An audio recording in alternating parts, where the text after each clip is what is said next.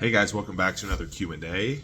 It is February 2nd, 2023. Fun fact too, I also noticed that popped up on my Facebook memories that I was doing these Q&As 5 years ago. So that's cool.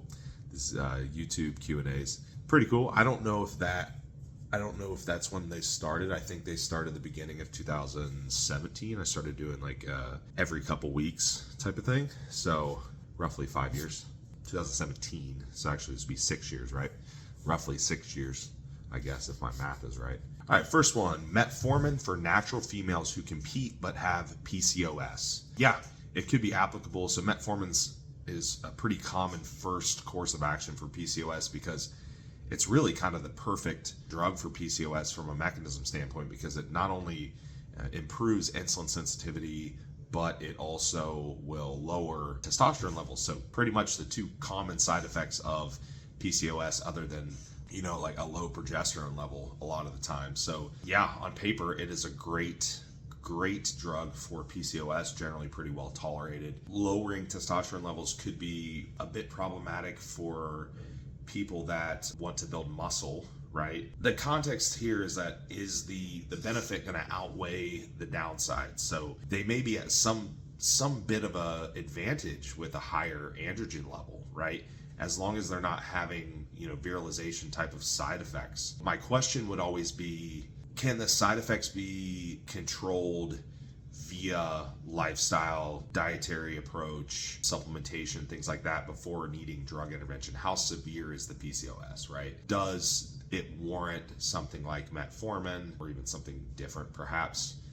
So if the benefit of the drug is going to outweigh the downside of lowering androgen levels, which could potentially, right, slow down muscle gain, then yeah, it's doable. So I guess you really have to ask that question as to whether or not it's going to be beneficial or deleterious to the progress, and then weigh quality of life in there as well. Proviron or masteron in off season to help mitigate nandrolone sides if needed.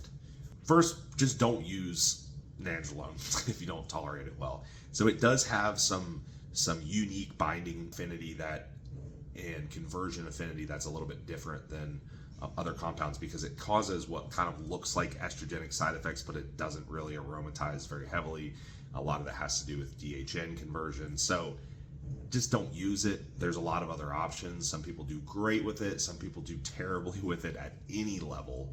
So I think trying to increase androgen to estrogen ratio is probably not the best way to go about it, simply because it's not really an aromatization issue to begin with. It's not really an estrogen issue at its core, because it doesn't really aromatize that much. So probably not the best option. Can you run hack squats year round, or do you need to swap them eventually? I would need some context there. You could potentially, if you were running the exact same rep and set scheme for a year, you're probably going to stall in progress at some point. It depends. Like I said, a beginner is probably going to progress on that for the whole time, right? If they put effort in. But for someone intermediate to advanced, it's probably going to require some type of rotation and different stimulus in there. You could create a lot of different stimulus with the same movement pattern, though. You can change rep schemes, change set schemes, change tempos, change tension curve by using bands. There's a lot of things you could do to make that exercise kind of different, even though it's the same pattern mechanically, right? So yes and no. If you're doing the exact same thing for a year, you might probably run into some plateaus there. But if you change some nuanced things like I mentioned, then perhaps it would be doable. Should lat training be different according to someone's natural insertions? Well, I would say training in general or movement setup is going to be somewhat different depending on someone's mechanics, right?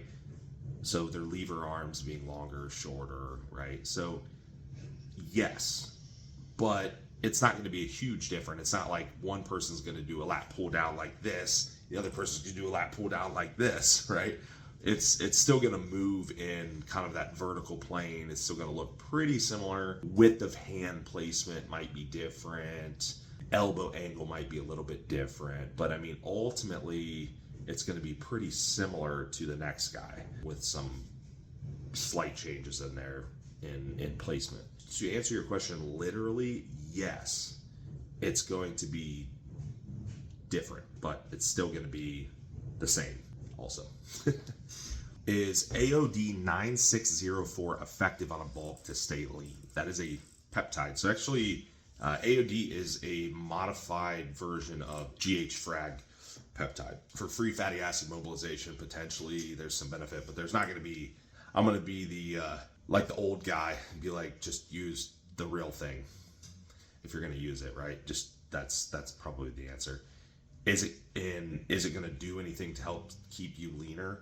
Maybe is probably the best answer you're going to find, because ultimately calorie balance is still going to determine surplus and deficit, and then how much space you have to store glycogen and intramuscular triglycerides, and how much you're spilling over those stores, and whether or not you're storing fat. I mean, all those things are still kind of determined by genetics and energy balance more than anything else. Fuel utilization could change a little bit with using certain things like this, but ultimately the calorie balance is still going to be pretty similar. So I would say probably not that effective. You would just be better off using the real thing, and then, you know, coupling it with other compounds that are going to work synergistically with it. So I literally just posted this morning, so I didn't have a lot of time for questions. That is it. It looks like that is it for today. I appreciate everyone's questions, and we'll talk to you guys next time.